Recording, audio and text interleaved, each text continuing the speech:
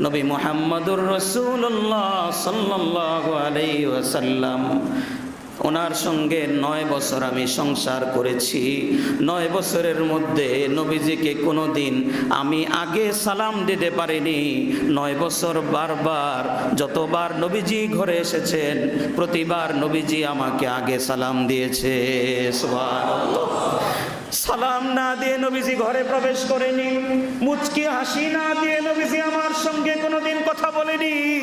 9 বছরের সংসার, কত সময় সংসারের মধ্যে খুনসুটি, অনেক সময় উচ্চবাচ্য হয়ে যায় সংসার জীবন, কখনো রাগ করি, কখনো গুসা করি, কিন্তু নবীজি কোনোদিন 9 বছরের মধ্যে আমাকে একটা ধমক দিয়ে কথা বলে নাই। সুবহানাল্লাহ।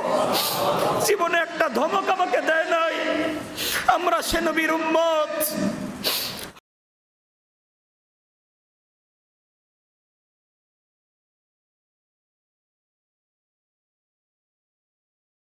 হযরতে আয়েশা রাদিয়াল্লাহু তাআলা আনহা বলেন, ও পৃথিবীর মানুষেরা যারা সংসার করছো, ও পৃথিবীর মহিলারা যারা সংসার করছো, সংসারে নবীজি কেমন ছিলেন যদি শুনতে চাও তাহলে শুনে রাখো।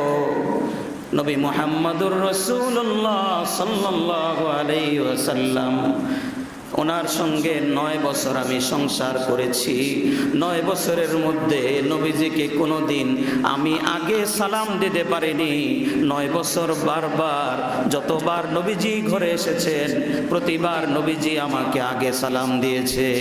সুবহানাল্লাহ। সালাম না দিয়ে নবীজি ঘরে প্রবেশ করেনি, মুচকি হাসি না দিয়ে নবীজি আমার সঙ্গে কোনোদিন কথা বলেনি। 9 বছরের সংসার, কত সময় সংসারের মধ্যে খুনসুটি, অনেক সময় উচ্চবাচ্য হয়ে যায় সংসার জীবন, কখনো রাগ করি, কখনো গুসা করি, কিন্তু নবীজি কোনোদিন 9 বছরের মধ্যে আমাকে একটা ধমক দিয়ে কথা বলে নাই। সুবহানাল্লাহ। জীবনে একটা ধমক আমাকে দেয় নাই। আমরা সে নবীর উম্মত। হযরত আয়েশা বলেন, রাতের বেলা নবীজি ঘুম থেকে উঠেছেন, তাহাজ্জুদের নামাজ পড়ার জন্য তিনি উঠে গিয়েছেন। আমি ঘুমে বিভোর, আমি ঘুমিয়ে গেছি, নবীজি ঘুম থেকে উঠেছেন। ওঠার পরে তিনি ওযু করে এসেছেন বাহির থেকে। এত আস্তে করে দরজা খুলেছেন যাতে করে দরজা খোলার আওয়াজে আমার ঘুম ভেঙে না যায়, আমার যেন কষ্ট না হয়। সারাদিন আমি সংসারের কাজ করেছি, আমাকে যেন কষ্ট না হয়, কষ্ট না দেওয়ার জন্যে আস্তে করে তিনি সিটকিনি খুলেছেন, বাহিরে গিয়ে ওযু করে এসেছেন। ওযু করে এসে আবার দরজা লাগিয়েছেন আস্তে করে। কিন্তু ইতিমধ্যে কিন্তু আমার ঘুম ভেঙে গেছে, কেননা নবীজির শরীরের ঘ্রাণ যখন আমি পাচ্ছিলাম না, আমি বুঝতে পেরেছি নবী আমার পাশে নেই। আমি শুয়ে আছি, লাইট নেই, নবীজি তো জানেন না আমি যে আমার ঘুম ভেঙে গেছে। নবীজি ঘরে প্রবেশ করেছেন, নামাজে দাঁড়িয়েছেন। নামাজে দাঁড়ানোর পর দেখেন আমার পাটা নবীজির একেবারে সামনে চলে এসেছে। সেজদা দিলে সেজদাটা আমার পায়ের সঙ্গে লেগে যাবে, এজন্য নবীজি আলতো করে আমার পাটা ধরে আমাকে ঘুমন্ত মনে করে আমার পাটা সরিয়ে দিয়েছে।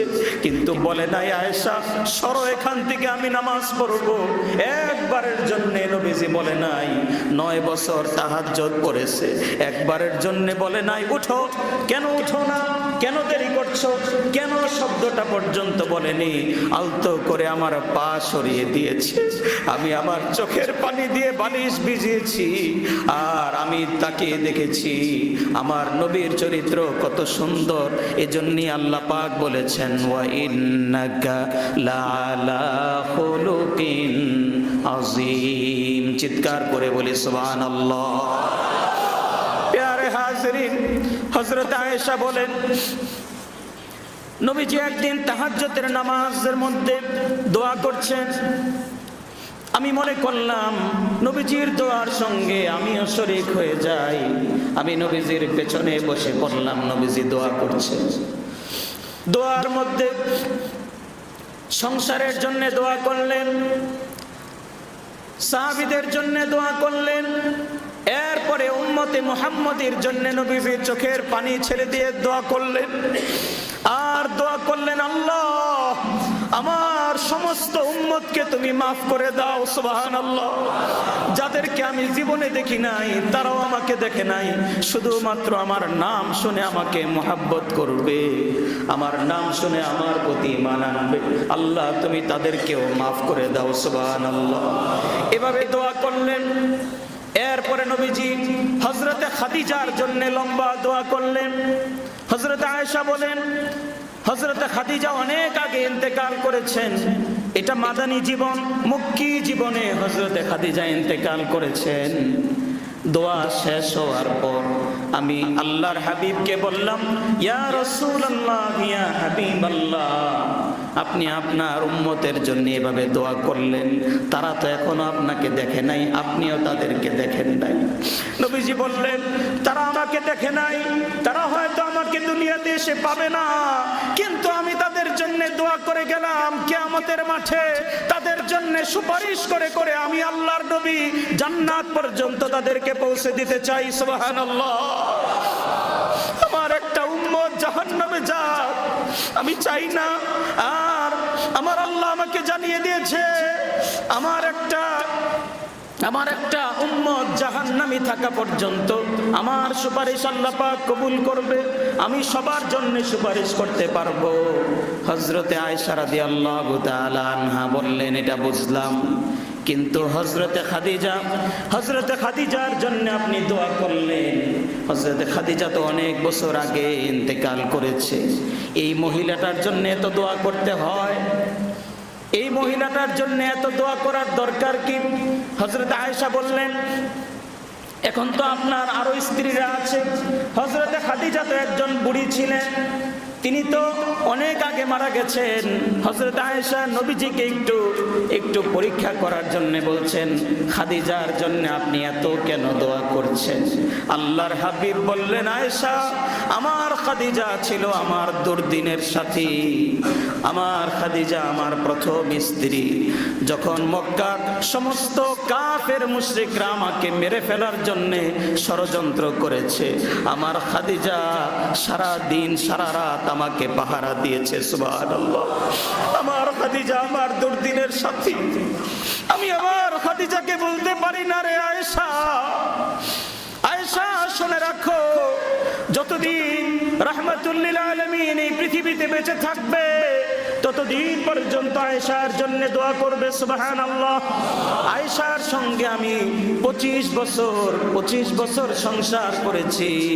আয়েশার সঙ্গে আমার খাদিজার সঙ্গে আমি 25 বছর সংসার করেছি, কোনোদিন তার সাথে আমার ঝগড়া হয়নি, বিবাদ হয়নি, বরং আল্লাহ রাব্বুল আলামিন আসমান থেকে আমাকে জানিয়ে দিয়েছেন যে আপনার প্রথম স্ত্রী খাদিজা ইসলামের প্রথম যুগে আপনার দুর্দিনের সময় আপনাকে এত পরিমাণ সাহায্য করেছে, আল্লাহ পাক এত খুশি হয়েছেন। হযরতে খাদিজা দুনিয়ায় থাকতেই আল্লাহ রাব্বুল আলামিন আরশে আজিম থেকে হযরতে খাদিজার জন্য সালাম পাঠিয়ে দিয়েছে। সুবহানাল্লাহ। দুই নম্বরে হযরতে খাদিজার ব্যাপারে আল্লাহ রাব্বুল আলামিন জিবরাইল আলাইহিস সালামকে পাঠালেন আর আল্লাহর হাবিবকে বললেন, ইয়া রাসূলুল্লাহ, ইয়া হাবিবাল্লাহ, আপনার স্ত্রী খাদিজা আপনার এত খেদমত করেছে, আল্লাহ পাক এত খুশি হয়েছেন। খাদিজা দুনিয়া থেকে যাওয়ার আগে আল্লাহ পাক জানিয়ে দিয়েছেন খাদিজার জন্য জান্নাতের ভেতরে আল্লাহ নিজের হাতে বিরাট একটা প্রাসাদ নির্মাণ করে রেখেছে। এরপরে আল্লাহর হাবিব বললেন, আয়েশা শুনে রাখো, আমার খাদিজা কিয়ামত পর্যন্ত যত মুসলমান মহিলারা জান্নাতে প্রবেশ করবে সমস্ত জান্নাতীদের সর্দার হবে আমার ফাতেমা আর তার মা হযরতে খাদিজা। সবার আগে 4 জন মহিলা জান্নাতে প্রবেশ করবে, তার মধ্যে সবার আগে যে জান্নাতে প্রবেশ করবে সে হলো আমার স্ত্রী হযরতে খাদিজা। সুবহানাল্লাহ। এত মহব্বত ছিল সংসারের ভেতরে। প্যারে হাজির। হাজিরিন, এই ছিল সংসার জীবন। সন্তানদেরকে কত ভালোবেসেছেন, হযরতে ফাতেমাকে এত আদর করেছেন। হযরতে ফাতেমা বলেন, আমার বাবা আমার মা খাদিজা মারা যাবার পরে মায়ের স্নেহ বাবার স্নেহ দুটোটা একসঙ্গে আমাকে দিয়েছেন। আমার মায়ের শূন্যতা আমাকে কোনোদিন বুঝতে দেয় নাই। সুবহানাল্লাহ। যত ব্যস্ততা থাকুক, আল্লাহর হাবিব ফাতেমার খবর নিতেন। হযরতে ফাতেমাকে বিয়ে দিলেন, হযরত আলীর সঙ্গে বিয়ে হয়ে গেল। বিয়ে দেওয়ার পর এশার আগে বিয়ে হয়েছে, এশার নামাজ পড়ার জন্য নবীজি মসজিদে গেলেন। আর যাবার সময় উম্মে আইমানকে বলে গেলেন, আমার ফাতেমাকে আলীর ঘরে এশার নামাজের পর দিয়ে আসবে, আমার মেয়েকে তুলে দিয়ে আসবে আলীর ঘরে। উম্মে আইমান হযরতে ফাতেমাকে নিয়ে হযরতে আলীর ঘরে গেলেন, হযরতে আলীর ঘরে রেখে আসলেন। এশার নামাজ পড়ে এসে নবীজি দেখেন আদরের দুলালি ফাতেমা ঘরে নাই, স্বামীর সংসারে চলে গেছে। নবীজি ঘর থেকে বের হয়ে চলে গেলেন, হযরতে আলীর দরজার সামনে গিয়ে দাঁড়ালেন, নক করছেন। হযরতে ফাতেমা বলেন, আলী ভিতরে, আমি বুঝতে পারছি না কে বাহিরে। দরজা খুলে দেখি বিশ্বনবী মুহাম্মদুর রাসূলুল্লাহ সাল্লাল্লাহু আলাইহি ওয়াসাল্লাম দরজার সামনে দাঁড়ানো। ঘরে প্রবেশ করলেন, হযরতে আলী থরথর করে কাঁপছে। নবীজি ঘরে চলে এসেছে। কেন এসেছেন ইয়া রাসূলুল্লাহ? কি ভুল হয়েছে, কি বেয়াদবি করে ফেললাম? আল্লাহর হাবিব বললেন, না না আলী, আমার মেয়ে ফাতেমাকে তোমার কাছে দিয়ে গেলাম, আমার কলিজার অংশটা তোমার ঘরে আজকে রেখে গেলাম। আমার ফাতেমার সঙ্গে কোনোদিন রাগ করো না। আমার দিকে তাকিয়ে আমার মেয়ের যদি কোনো ভুল হয়ে যায়, রাসূলুল্লাহর দিকে তাকিয়ে আলী তুমি আল্লাহর ওয়াস্তে মাফ করে দিও। সুবহানাল্লাহ। এত আদর তিনি করেছেন হযরতে ফাতেমা। আল্লাহর হাবিব হযরতে ফাতেমার জন্য এত কেঁদেছেন। হযরতে ফাতেমা বলেন, আল্লাহর আমার বাবার ইন্তেকালের আগ মুহূর্তে আমাকে ডাকলেন, কানে কানে একটা কথা বললেন। কথা বলার পর আমি কেঁদে উঠলাম। আবার ডাক দিলেন, আমি হেসে উঠলাম। কেন কাঁদলাম? নবীজির মুমূর্ষ অবস্থা দেখে আমি বুঝতে পারছিলাম আমার বাবা মনে হয় আর দুনিয়ায় থাকবে না। নবীজি কানে কানে আমাকে বললেন, ফাতেমা আমি তোমাকে ছেড়ে সবাইকে ছেড়ে চলে যাচ্ছি। ফাতেমা তুমি সংসার স্বামীর সঙ্গে ভালো আচরণ করবে, দ্বীনের ব্যাপারে যত্নবান থাকবে। হযরতে ফাতেমা হাউমাউ করে কেঁদে উঠলেন। এর পরক্ষণেই নবীজি ডাক দিয়ে বললেন, ফাতেমা মনে রেখো দুনিয়া থেকে চলে যাওয়ার পর আমার সব সাহাবীদের মধ্যে, সব আত্মীয় স্বজনের মধ্যে সবার আগে বারজাখে কবরের জগতে তোমার সঙ্গে আমার সাক্ষাৎ হয়ে যাবে। সুবহানাল্লাহ। এত আদর তিনি করেছেন সন্তানদেরকে।